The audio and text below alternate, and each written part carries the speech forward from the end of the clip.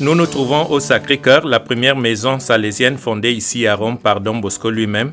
Ici, en mai 1884, il écrit la lettre de Rome, un texte dans lequel il nous demande à nous Salésiens d'être toujours fidèles au même esprit de famille qui caractérisait les débuts de l'oratoire de Don Bosco.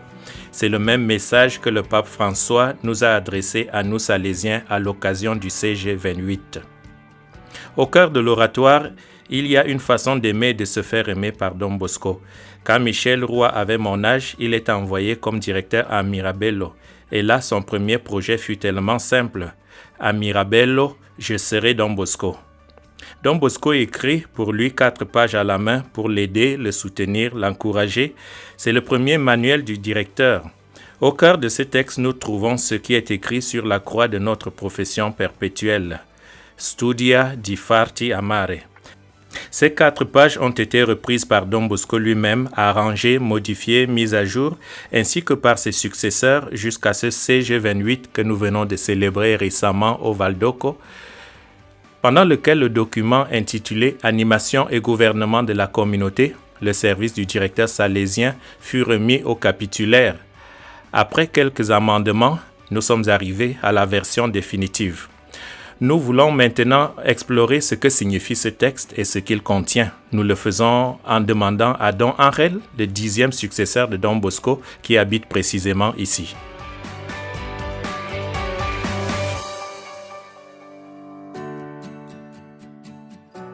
Cher Don Angel, nous qui n'étions pas au chapitre au Val d'Occo pour le CG28, nous avons su que vous avez offert quelque chose, un don précieux aux membres du chapitre et que vous aimeriez aussi envoyer aux membres de la congrégation dans les 6 langues. Aidez-nous à comprendre ce que le successeur de Don Bosco dit, ce cadeau à tous les Salésiens de la congrégation. Oui, je pense qu'on veut transmettre ceci. Comment Don Bosco, quand il devait commencer la fondation de Mirabello, a pensé au directeur de Mirabello. Il pense certainement à Michel Ruat. Comme nous le savons, Don Bosco écrit ces pages. Il ne dit pas de chercher à être un bon directeur, d'une belle école, et aussi d'être un confrère parmi les confrères. Non, non. Don Bosco pense plutôt « va faire Don Bosco à Mirabello ». Il peut dire ce que Michel Ruat a vécu à Val d'Occo avec Don Bosco, il doit le vivre à Mirabello. L'esprit de famille, se sentir chez soi, avoir ce type de proximité d'amitié entre tous, et avoir cette figure de la maman.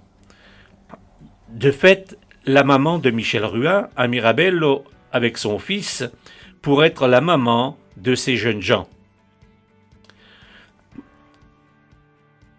En définitive, nous cherchons à offrir toutes les communautés du monde ceci. Chercher à être à nouveau Don Bosco partout. Le directeur et les confrères qui cherchent à vivre ce très bel esprit qu'était Val d'Occo.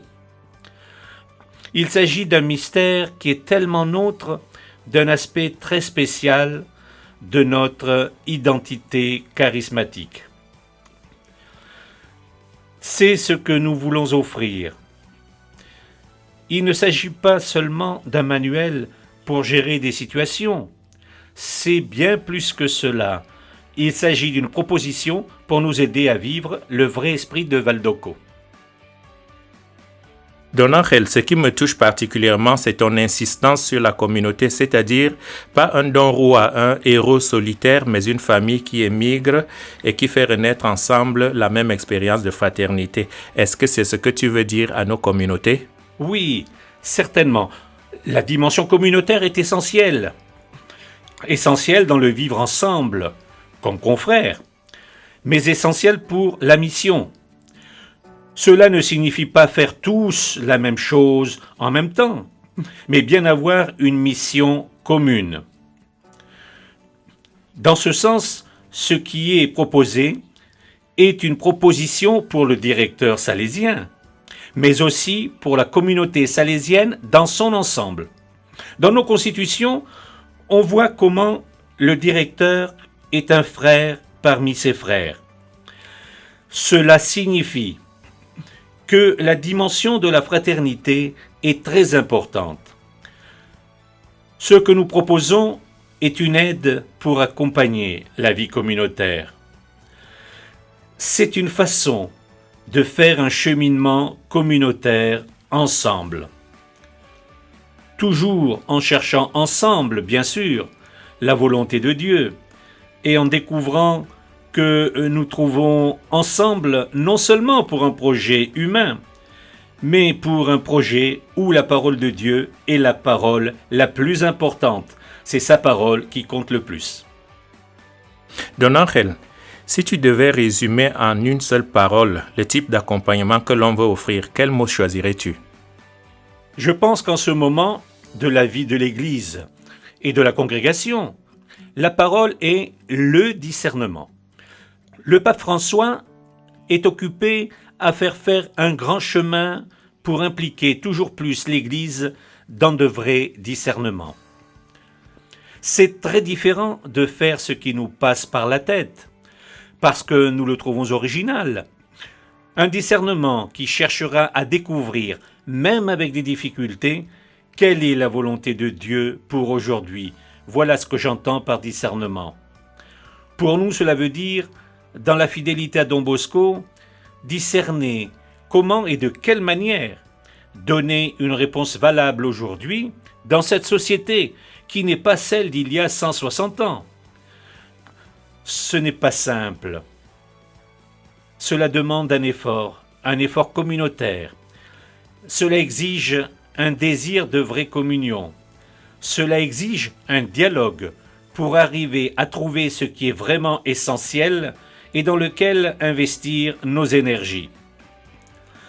Donc, la parole clé est vraiment le discernement, mais un vrai discernement, tant personnel que communautaire, autant dans chaque province que dans la congrégation. Le discernement, c'est très important. Certes, en considérant la variété et la diversité présentes dans notre congrégation, il s'agit d'un projet vraiment ambitieux, un discernement pour tous. Est-il possible d'avoir un instrument valable pour tous? Je dirais que oui. Non pour faire la même chose, c'est-à-dire les mêmes choses dans tout le monde salésien, mais pour savoir quelle est la direction que nous devons prendre. Au centre, il y a les constitutions et les règlements. Au sujet de cet instrument, il me semble que c'est comme une boussole. En mer, la boussole, et je le dis comme fils de marin, la boussole est l'instrument qui te dit quelle est la bonne direction pour rentrer à la maison, pour arriver au port. C'est différent d'un GPS. Comme le dit le pape François, le GPS est un instrument qui ne sert pas de référent pour la vie. Dans la vie, nous ne savons pas ce que nous trouverons devant nous, jour après jour, moment après moment. C'est la raison pour laquelle, comme communauté, directeurs et confrères, nous devons vivre avant tout un profond sens de foi. Chercher ensuite une grande communion entre nous. En même temps, accepter que dans la communauté, il y a toujours un frère parmi les frères qui rend ce service, un service de médiation, un frère qui nous accompagne dans ce discernement qu'il faut toujours faire. Et à la fin, s'il doit dire la dernière parole, nous devons aussi accepter qu'ils doivent en être ainsi. C'est lui qui a le dernier mot. J'insiste, foi, communion et connaître la direction. Ceci est un instrument, ce livre est un instrument pour nous accompagner à faire un excellent discernement. C'est très important. Voilà. Merci, Père Angel. Peux-tu nous dire comment est née cette boussole et qui l'a construite? Certainement. J'ai toutefois une autre suggestion à faire. Le conseiller pour la formation, Don Ivo Coelho, peut le faire mieux que moi. Il a accompagné ce processus jusqu'au moment où nous l'avons étudié ensemble en conseil général. Il vaut mieux que Don Ivo nous accompagne aussi en ce moment. Bonjour Don Ivo. Don Angel nous a parlé de ce don que vous, mieux que n'importe qui, connaissez parce que vous avez soigné l'édition. Il parle d'une boussole. Comment est née cette idée de boussole? Commençons avec le titre. Je me souviens que le vieux titre était Le directeur salésien, un ministère pour l'animation et le gouvernement de la communauté locale. Maintenant, nous avons un nouveau titre, Animation et gouvernement de la communauté, le service du directeur salésien. Ceci indique déjà un changement de perspective. Il s'agit d'un livre fait pour toute la communauté.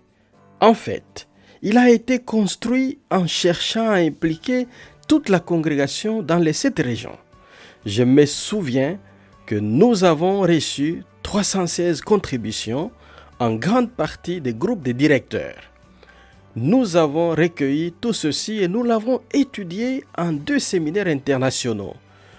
Beaucoup d'ébauches ont été élaborées. Nous sommes arrivés à 29 ébauches. Plus facile à faire aujourd'hui grâce à l'ordinateur. Nous avons fait tant de travail ensemble.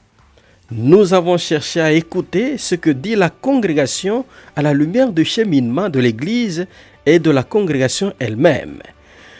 Le travail est enfin parvenu au Conseil général. Le recteur majeur et le Conseil ont étudié tout le texte, ligne par ligne. Père Ivo, combien d'années sont passées entre ce nouveau texte et le précédent? Combien d'années? Le vieux texte a été écrit en 1986, donc 34 ans exactement. Une période longue dans la vie de la congrégation de l'Église. Depuis ce moment-là, c'était 2 ans après le chapitre général 22e. Nous avons vécu 5 autres chapitres, parmi lesquels le grand chapitre 24e, partage de la mission et de l'esprit de Don Bosco avec les laïcs. De nombreux synodes aussi, 9 synodes ordinaires, importants, qui ont produit des documents comme Christi Fidel Lais, Pastores Davo Vobis, et puis Vita Consecrata. 3 papes, des grands papes, 4 recteurs majeurs. Tout cela, toute cette richesse, nous avons dû tout saisir et l'inclure au texte. Don Angel nous a dit que ce texte ne concerne pas seulement les directeurs, mais tous les Salésiens. Parmi les chapitres, vous venez de citer le 4e qui a réfléchi sur le rapport des Salésiens avec les laïcs. Est-ce que ce texte intéresse aussi les laïcs qui collaborent avec nous dans notre mission? Demande intéressante parce qu'elle me permet de montrer le lien entre les 3 parties du document.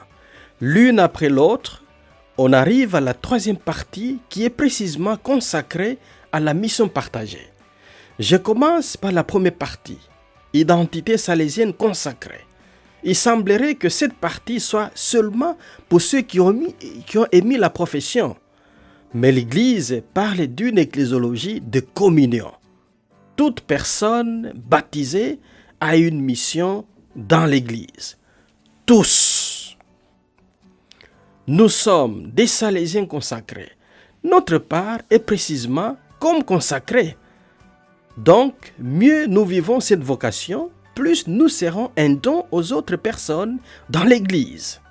Donc, la première partie, qui semble seulement pour les Salésiens, est de fait un don pour tous, parce qu'elle est précisément liée à la 3e partie. La 2e partie est sur le directeur salésien dans la communauté religieuse salésienne. C'est la partie la plus proche de l'ancien manuel du directeur. Elle parle de comment nous pouvons mieux vivre notre vocation ensemble pour la mission. Et la 3e est sur la mission partagée avec les laïcs et avec les membres de la famille salésienne. C'est la partie la plus innovante. Et ici, le plus enthousiaste, c'est précisément notre recteur majeur, Don Angel, et je lui laisse la parole. Oui, c'est vrai. Je le porte vraiment dans mon cœur. Le motif est que le charisme salésien n'est pas la propriété des Salésiens de Don Bosco, même pas de la famille salésienne. Le charisme salésien est un don de l'Esprit Saint à l'Église et au monde. Un charisme où de fait tant de laïcs, hommes et femmes, aujourd'hui, dans le monde entier, vivent leur vocation chrétienne avec cette sensibilité et cette identité salésienne. Ils ont le droit de vivre leur vocation ainsi, à côté de Don Bosco à la salésienne. Malheureusement, c'est la partie que nous n'avons pas pu développer dans le 28e chapitre général, pour les circonstances que l'on connaît. Il est vrai qu'elle a déjà été mûrie dans le 24e chapitre général, il y a quelques années. Nous aurons sans doute l'occasion de la faire mûrir encore plus dans le Conseil général. Quel est le point essentiel de tout ceci? Le point essentiel est que nous ne sommes pas des patrons. Nous ne sommes pas les chefs de la mission. Comme Salésiens de Don Bosco, nous devons offrir ce qui est l'essentiel de notre identité charismatique à l'intérieur de la vie de nos communautés éducatives et pastorales. Je dirais même plus. Dans le chapitre, cette parole était très forte.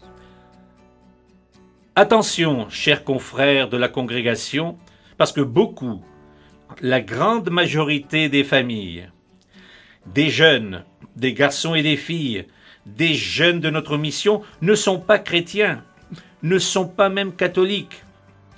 Cela veut dire que nous nous rejoignons tout le monde, toutes les religions.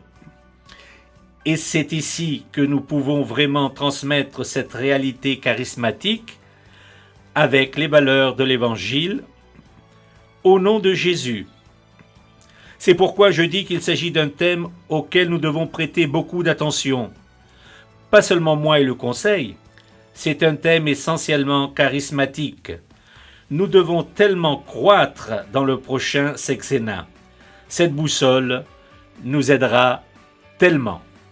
Don Angel, Don Ivo, je vous demande une dernière parole, un dernier mot d'encouragement pour les Salésiens afin que nous puissions en faire un bon usage. Ma dernière parole est celle-ci. Chers confrères, consacrez un peu de temps à l'étude de cet instrument. Nous essayerons de vous fournir quelques instruments de travail. Mais beaucoup dépend de votre conviction, à commencer par les provinciaux, les délégués pour la formation, les directeurs, chacun de nous. Chez les gens de la mer, il y a un proverbe, un beau proverbe qui dit ceci, écoutez, « Aucun vent n'est favorable pour ceux qui ne savent pas où aller. » Je crois qu'il s'agit d'une expression vraiment très heureuse pour nous, avec ce que nous avons voulu communiquer. Cette boussole peut être un instrument pour pouvoir profiter des vents favorables. Et c'est pourquoi je vous invite, comme l'a déjà dit Don Ivo, à prendre à cœur ce désir de prendre au sérieux ce processus, de manière personnelle et communautaire. Dans la foi, Dieu nous demande aujourd'hui une vraie réponse dans la fidélité. Une vraie réponse dans la fidélité, j'insiste. Je crois que c'est le meilleur don que nous puissions offrir à nos jeunes. Ce don est le suivant: être Don Bosco dans le Mirabello d'aujourd'hui. Et ce Mirabello d'aujourd'hui, c'est justement là où chacun de nous se trouve aujourd'hui. Alors Ignazio, voici la boussole. Celle-ci est pour toi.